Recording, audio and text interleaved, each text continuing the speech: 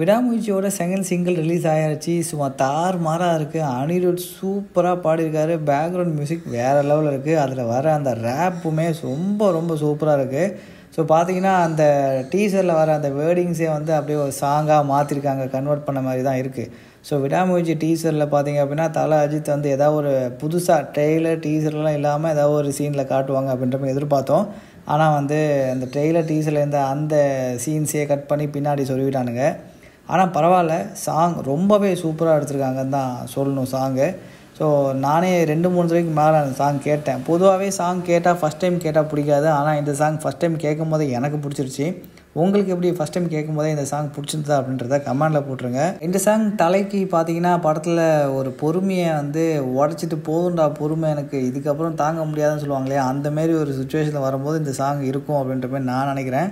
So தேட்டரில் கண்டிப்பாக தலை ஃபேன்ஸ் எல்லாருமே வந்து செலிப்ரேட் பண்ணக்கூடிய ஒரு சாங்காக இருக்க போகுது. நீங்கள் என்ன நினைக்கிறீங்கன்றதை கமெண்டில் போட்டுருங்க.